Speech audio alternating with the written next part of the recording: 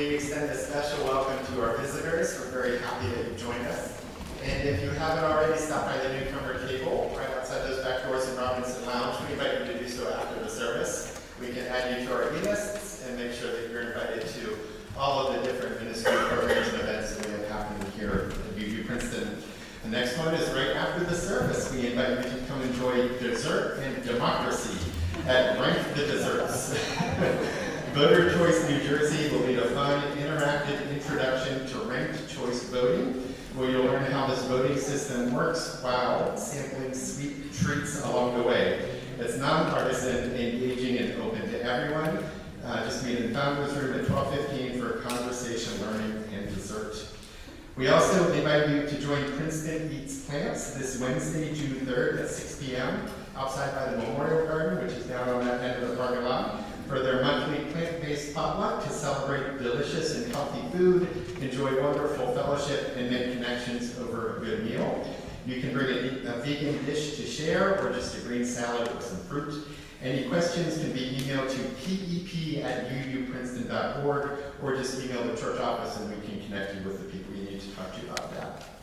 A reminder that this coming Saturday, June 6th at 10 a.m., you can join folks from the UU congregation of Somerset Hills for a guided tour of the Stoutsburg Sourland African American Museum Heritage Gardens. Details are in Skylights, and the sign-up genius is on our UU Princeton website, or you can check in with Betty Hatchwood following the service today in Robinson Lounge. This is a great opportunity to meet fellow UUs and explore this local historic site that celebrates and preserves the local African American story. And lastly, just a quick reminder that our summer picnic is coming up fast, just 2 weekends away on Sunday, June 14th, which follows the annual Flower Communion worship service and our annual meeting right after the service. Please take a moment to RSVP on the sign-up genius so that we can get a good estimate for food and seating at the picnic. Full details and RSVP links can be found in the weekly and monthly newsletters. And everyone's welcome at the picnic. Bring your families, bring your friends. We hope you'll join us for a fun afternoon of food, fellowship, and community on June 14th. And now, with open minds and loving hearts, with yesterday's wisdom and tomorrow's promise in mind, let us worship together in peace and in unity.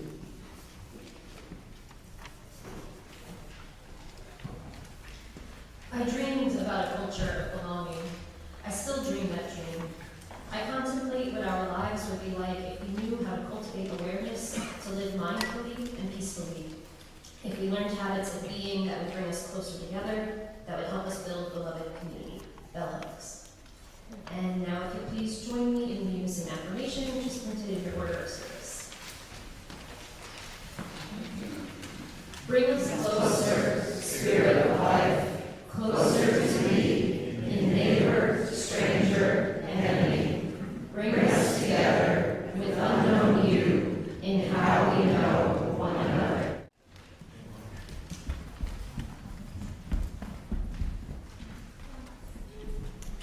Microphone change here.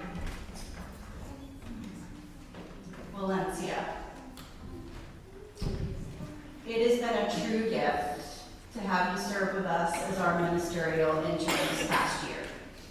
You have shared your wisdom with us from this pulpit. You have shared it in our classroom with our young people and in your chalice circle. You've shared your compassion and your thoughtfulness as well in all the places that I just talked about, and with our pastoral associates, in our grief group, and in each conversation that you've shared with us, many just before service and after service during coffee hour.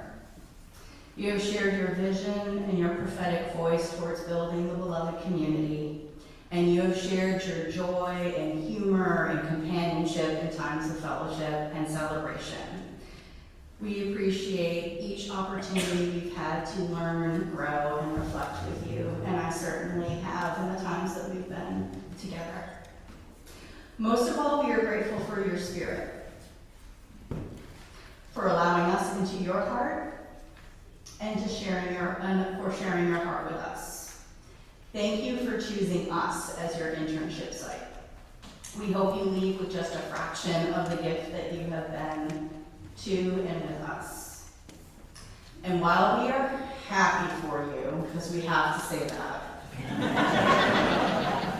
And we wish you an enriching experience as you continue seminary at Columbia Theological Seminary back in your home state of Georgia. We selfishly will miss you very, very much. This is not your last Sunday with us. You'll be with us for a few more Sundays in June. But trust that we as a collective will be cheering you on. You can forever count on us in your circle of support, both in your formation as you pursue chaplaincy and, as Prince said, to get through this thing called life. So we have a couple small parting gifts. Nathaniel and Lionel, members of our 6th through 8th grade Crossing Paths group, who you helped guide this past year, are here to present you with flowers from all of us. And we needed 2 of them because that's the size of these flowers.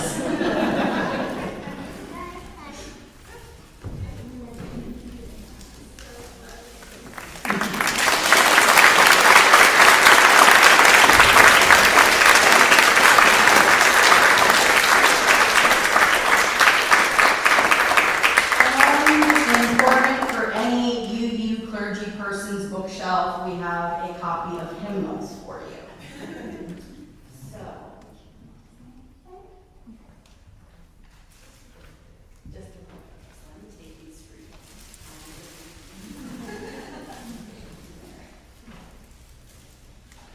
I would just like to say thank you to all of you to being so welcoming and loving and generous. And this was such a wonderful experience, and I'm just ever grateful. Thank you.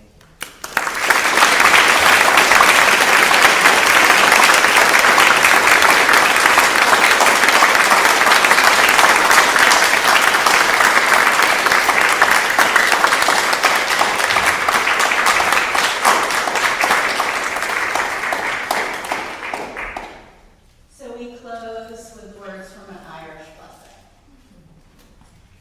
May the road rise to meet you.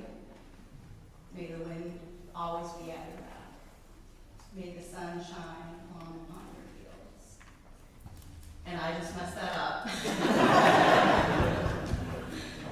May the rose rise up to meet you. May the wind be always at your back. May the sun shine warm upon your face. May the rain fall softly upon your fields. And until we meet again, may God hold you in the palm of their hand.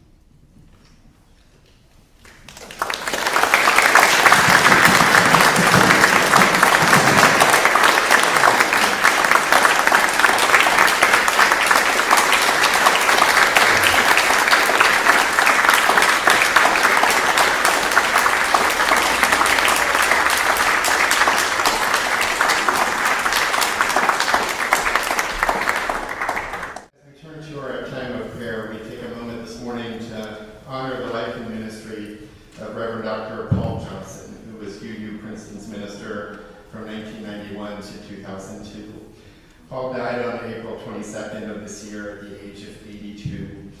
He had been living in Florida and was retired, sort of, which for many ministers means he was still preaching pretty regularly up until recently. He was much loved in our congregation and beyond, in all the churches he served and at the denominational level. I met Paul early in my seminary studies, well before we knew that one day we'd share a connection to UU Princeton. And he was encouraging, smart, funny, and a charming senior colleague who tended to ask more questions than offer answers to ours. Though he had those answers, you just had to ask him directly for them. And when I started serving UU Princeton, he reached out very quickly to congratulate me and wish me the best, typically for Paul. He offered to be of any service he could be whenever I needed it.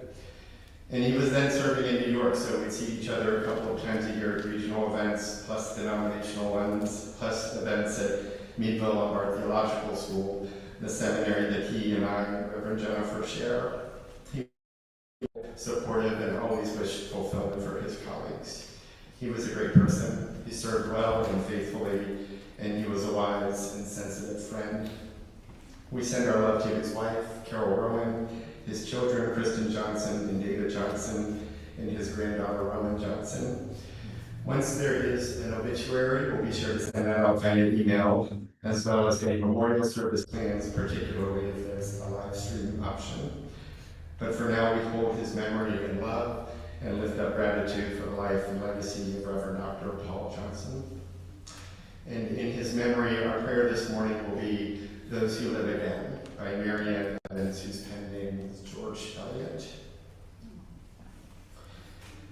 Oh, may I join the choir invisible of those immortal dead who live again in minds made better by their presence, live in pulses stirred to generosity, in deeds of daring rectitude, in scorn of miserable aims that end with self, in thoughts sublime that pierce the night like stars, and with their mild persistence urge our search to vaster issues. So to live is heaven, to make undying music in the world, breathing a beauteous order that controls with growing sway the growing life of humanity. That better self shall live till human time folds its eyelids, and the human sky be gathered like a scroll within the tomb. This is life to come, which martyred souls have made more glorious for us who strive to follow. May I reach that purest heaven, be to other souls the cup of strength in some great agony, enkindle generous ardor, feed pure love, beget the smiles that have no cruelty, be the sweet presence of a good diffused and in diffusion ever more intense. So shall I join the choir invisible, whose music is the gladness of the world. And here in the silence, we offer these, the prayers and meditations of our hearts.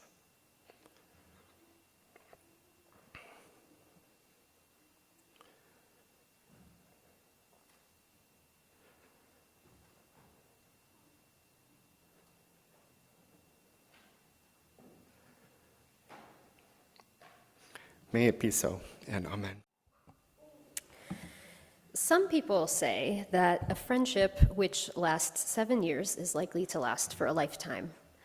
When one particular friendship of mine hit its 12th anniversary, I knew with startling conviction that this was a friendship that could weather any storm. The friendship unfurled over the course of my first year in college, but we were bound by more than just the parameters of college life. Over the course of that year, we were woven even tighter together by a series of difficult events that turned each of us into each other's gravitational pull. When one of us would start to spiral, the other would tether us back to our axis, and the universe reordered itself again. It was a friendship turned sisterhood, a bond that would see us through the tumults of college and into the comfort and security of adulthood. Right now, in America, we are the loneliest we have ever been, to the point where major health institutions like the American Psychiatric Association and Harvard Health have classified loneliness as an American epidemic. The spike in reported loneliness is unsurprisingly related to another statistical spike, and that is in societal division. Correlation may not be causation, but correlation in this case is enough. Our political climate is so divisive that we are, whether we want to be or not, being called closer and closer to the extremes of the political spectrum. No one is immune to the push and pull of society's tides, and so little by little, a dark cloud began to descend upon this friendship. Around us, families were tearing themselves apart over political differences. Lines were being drawn, and everywhere we turned, there was pressure to choose between what you believed and who you kept close. I never thought I would be the kind of person who would sever ties with someone over political differences. But I would argue that these are irrational times that we are living in, and I am not perfect. As I watched my friend go deeper and deeper into the beliefs she held, I found myself becoming increasingly angry at her. Where once we may have kept some of our more controversial beliefs to ourselves for the sake of peace, each of us in our own ways believed that to bend on our morals was to compromise on the society we each hoped to build. If there really is a correlation between our loneliness epidemic and our extreme political division, I can't help but feel that this is sort of by design. Because throughout history, we have seen that oppressors win when society divides itself. Oppressors want us to believe that everyone is out to get us, that our friends are our enemies, that our neighbors are suspicious, and that we should be afraid. Oppressors will make us believe that any difference of opinion that we hold between us is a chasm that cannot be crossed. Because for 12 years, I knew where my friends stood politically. We often talked about it, we understood each other, and we respected each other. We didn't change, the pressure on us did, and we did not handle it well. I believe that everyone in this room has experienced some sadness or heartbreak over the past decade because of irreconcilable political differences with someone you love. You are not a bad person, and the other person probably isn't either. But these broken relationships have sharp edges, and they threaten to tear at the relationships we still hold on to. They lure us into the comfort, they threaten to, maybe the other person isn't bad either. They lure us into the comfort and security of isolation. The temptation to separate ourselves from others for self-preservation is one that we simply cannot fall into. It's been 3 years since this friendship of mine ended, and it felt like I had been kicked in the back of my knees. Perhaps the long and fruitful season of our friendship was not meant to last a lifetime or to weather any storm. Maybe it was a lesson in how to handle the new relationships that have unraveled themselves before me in the time since. It was a reminder that the people in our lives are our lives, and the impulse to strengthen our communities requires attention, care, devotion, and understanding. Last month, on the first truly beautiful spring day of the year, a group of friends that I've made over the past year got together and shared a meal outside under the setting sun. Later, someone in the group sent an art print she found online that said, "Oppressors don't want you to have dinner with your friends," accompanied by a heart emoji.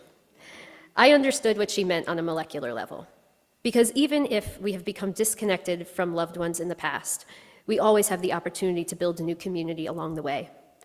And if we remember to hang on to who we have left and keep them close, we may just have a shot of getting through the difficult days ahead. We have a small back porch with a wooden railing upon which I've rigged a makeshift bird feeder. It's one of those disposable aluminum trays that you take to picnics and potlucks. I set it upside down on the railing, way down the edges with some bricks that have been laying around since we moved there, and push down the bottom a little bit so it makes a shallow bowl. Most mornings I go put bird food in the tray, bird food specifically tasty to songbirds, or so the bag promises. That's what I want. Mornings of songbirds outside our back door. Sounds like a poem. The orchestration of an idyllic morning. Seems like a great way to start the day with songbirds and coffee. After filling their tray and my cup, I watch as over the course of the morning, squirrels proceed to eat almost all of the bird food. Very few birds are fed, but the squirrels are very well fed. I used to shoo them away, but that also shoos the birds away. And the squirrels are more relentless than my attention can be in the morning. I have more to do than chase those squirrels away from my inventive bird feeder, and so the squirrels more or less win every single morning. Some birds are fed, and I think that the chipmunks that are usually in our backyard get some of what is dropped. The rabbits that are back there leave the seeds alone. I've since learned rabbits can't eat seeds, and they seem to know that. They stay away. But they're there, munching away on the grass nearby. We don't live in the country or anything, but our small backyard has a bit of a rural feel to it. Part of that is probably due to my, at best, begrudging attention to lawn care. I don't like mowing and do it far less often than I probably should, which affords the animals more to eat, I think. We also don't treat our lawns, so whatever grows there just grows there until they eat it or we cut it. I sometimes wonder what our neighbors think, but I know what the animals think. They are fans, for they keep coming back. I was watching the squirrels eat the bird food one morning when I saw 6 birds on either side of the tray waiting for the squirrel to finish eating and leave. I know by experience there is no way for me to get the squirrel to leave without causing the birds to flee as well, and so while I really wanted to get involved, I mustered the best parenting instinct that I could and determined to just let them all figure it out. But I did wonder why, as the birds waited for the squirrel to finish, they didn't team up on the squirrel. Together, they could have at least annoyed him so that he finished sooner or maybe left. I wasn't looking for gore, nothing like Hitchcock's The Birds, But the birds in the movie worked as teams, and look at what they accomplished. These 6 need not peck the squirrel to perhaps just startle him, and thus enjoy the breakfast that was prepared for them. An ancient Hindu story tells us what they should have done. In it, a bunch of birds, usually pigeons, but sometimes in the story they're doves, are flying around when they see a bunch of rice on the ground. Sounds suspicious, and it should be, for a hunter has put that rice there. As Admiral Akbar shouts in Return of the Jedi, "It's a trap!" But the birds don't know that. The trap is that when the birds swoop down to eat the rice, a net falls on them, trapping them until the hunter returns. This happens in the story, and the birds, upon being trapped, freak out and start flying in all different directions, tiring themselves, hurting one another, and causing chaos. All hope seems to be lost until Kingbird in the story, trapped along with the rest of them, convinces the flock to all fly together at the same time and in the same direction. They are to stop for a second and then flap their wings together as though they were rowing a boat together and lift into the air with the net still covering them and fly away. The birds do this, and it works like a charm in the story, but they're still under the net. To fully free themselves, the bird king has them fly to some mice who are friends with the king. The birds land there, and the mice chew away enough of the rope so that the flock is finally free. No more hunter, no more trap, no more confinement, no more fear, no more panic. Only the freedom that they could only attain together by working, planning, flying, and landing as one. And then they only need a little help, a little extra help from some friends. If the birds in my backyard had even just an inkling of this ancient Hindu wisdom, I think they could outfox that squirrel. We are not birds, but we are trapped in nets these days, not by those who hunt us for food, but instead who hunt us for sport and wealth and power. The nets of our political, global, and environmental realms these days entrap us in a sense of powerlessness and isolation and hopelessness. They deluge us with reasons to despair and worry, reasons to never relax and celebrate. They entrap us in cynicism and an ever-ready outrage response that becomes our outlook, causing us to miss the grace and beauty of life that also surrounds us. They storm before us, circle over us, and direct us to always notice their obvious, orchestrated bigotry and vulgarity so that we may be dispirited, so that we may feel lost and trapped, so that we may feel alone. Jung thought that being lonely was not a matter of not being around people, but about not being able to communicate important things to other people. One could be very lonely while being surrounded by people all the time. We sometimes just don't know how to share about what we really want to share about. This is where art therapy and other modalities like that can come into play, at least for some people. We're not all talkers, and other methods of communication may open doors that words keep closed in our beings. This can ease a sense of loneliness and isolation. Or he thought that being lonely was the result of withholding important things that we'd like to share. There are 2 parts. One part of loneliness is being unable to communicate about important things. The other part is being able to communicate about important things, but not doing so. Secrets, sometimes sensible secrets, can heighten a sense of loneliness. And there could be good reasons for both of these. The more important the topic, the more difficulty many of us have talking about it. And there are sometimes important topics we'd like to share, but can only appropriately do so in certain settings. In all of this, being lonely is not a source of blame. It's just something to understand and describe, as Jung and so many others did and are doing. The idea here is to know that loneliness is not necessarily tied to a sense of how often one is alone or with other people. It has to do with what we can and what we choose to communicate to one another. It's more about emotional intimacy and honesty with a smaller group of friends and family members and partners. Time is part of the process too. Usually this sense of trust and openness develops with time and shared experiences. That process is always organic. And when it leads us to being able to share important things in some way with some small group of people, we are likely to feel more connected and less isolated, regardless of whether or not we're around a bunch of people all the time or not. Nor is loneliness the same as solitude, with which it is often, at least in our circles of faith and the Spirit, confused. Solitude is the desire to be alone to clarify one's discernment, to gain a better sense of self as a servant and a child of the holy. Solitude is a spiritual discipline of chosen isolation for a set period of time so that one can speak to the sacred, stripped away as much as possible from the distractions and temptations of the ego and the world. Solitude is not a vacation, it's a work of honest, sometimes very difficult discernment and effort. Loneliness is not chosen, but solitude is, at least among those afforded the luxury of such options. And rather than trap the self, solitude frees the self into a better understanding of how to serve the Spirit with our whole lives. And most importantly, when the time for solitude is over, it's over, and you go back to the people. You can leave the desert and its temptations. You leave the cabin in the woods and come back to the city. You get up from underneath the Bodhi tree and go tell people what you learned. The solitude ends, the discipline ends, and the learning is put into practice in our interconnected lives. In that ancient Hindu story, I like to think that the net never worked for hunting again, for once the birds figured out how to defeat it, they shared the story in their interconnected lives, and flock after flock after flock flew as one toward freedom, so much so that the hunters stopped using the nets at all. I imagine that the way the birds held their lives and flocked together became the way that countless others did as well.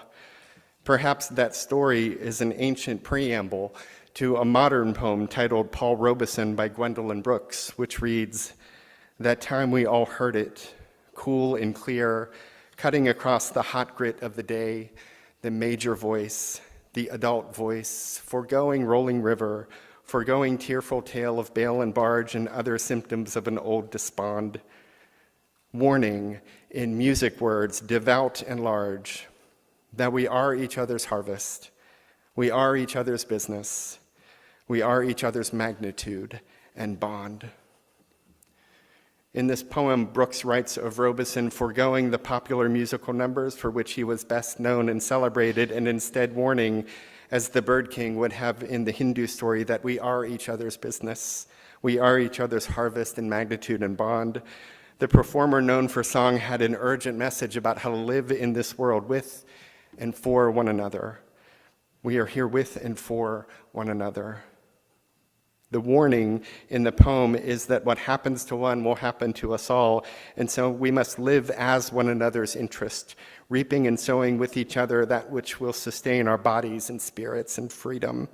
It echoes King's inescapable web of mutuality, which he wrote in 1963, about 7 years before this poem, a poem that predates by about a decade and a half the Unitarian Universalist articulation of an interdependent web of existence of which we are a part.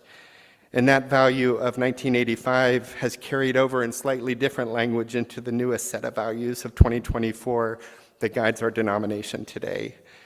In Robeson, Brooks, and King's time, as well as the earliest iterations of what would become this value in our faith, interconnectedness was proclaimed with a prophetic emphasis. It called attention to the inequality and hyper-individualism that advances some but leaves many behind. It was a call to live into a spiritual and political discipline of advocating not for ourselves as individuals, but for ourselves as part of everyone. For us, the theology underpinning this call was love, divine love, redemptive love, forgiving love, prophetic love, the love of God for all, within all, and when we let it, guiding all to a world that reflects more and more of that elemental love. And that remains what it means to be a person of our faith. Go live in love as best we can, as often as we can, never expecting to do so perfectly, for none of us are the holy, but always choosing love more and more often. To be a UU is to choose love and to let that guide into deeper relationship with the larger world. For our faith itself is relational and covenantal to the core, and the seed of that core has always been love, a sacred love that we manifest in our human ways that brings us into deeper friendship, affection, and community with one another. As it did from the earliest utterings of what would become modern universalism, love continues to lead us toward the expression of our best selves and the creation of our best communities. The language and context changes, but love itself abides. Even after death, love absolutely abides. It abides originally and absolutely. It will outlive all of us. Blessed be. And living in its call and challenge can bring us into greater sympathy with one another. It can lead us to move together toward that which, out of that which entraps. It can have us fly together toward where true freedom exists. It can have us sing of its power to lead others to follow its model and find themselves in greater senses of community and freedom. The proclamation of our love can be our purpose, and it can bring us closer together in its song and promise. It can reach more through our many voices that we can reach alone, and then the blessings that we of this faith enjoy become that which we give in blessings to the entire world. Seated in our faith, love becomes the seeds that we scatter wherever we go, feeding birds and chipmunks and squirrels, feeding all who hunger for connection and purpose, feeding all entrapped by toxic tirades that try to convince us that all is lost and that we're in it for ourselves, feeding all who instead yearn to be held up as someone's magnitude and to lift someone as their harvest and to know a life of abundant, diverse beauty and strength, feeding all who know that all is not lost and none are ever alone, that in life, in love, in cell, and song, we are one. The hunters of today are casting those desperate nets that try to make us panic and work against one another and concern ourselves for only ourselves, for they know that that will be our downfall and will lead to more power and riches for them. They are tragic figures, really, mistaking that their own worth and value are so limited. What they fear is our coming together and flying high toward freedom, even though that's what would free them too. Tyrants have always feared that coming together. That's why this Hindu story is so old. And it's why its prophecy remains true for us today. As one, we are trapped. But as many, we are able to live in true love, in lasting peace and diverse abundance with one another.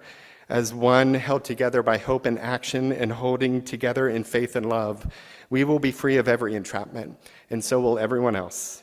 May we create that world together, mutually, as one another's magnitude and as one another's bond. May it be so, and amen.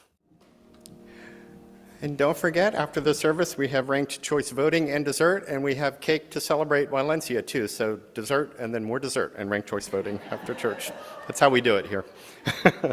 At the end of our hour, we extinguish our chalice, knowing that its light carries us until we gather again.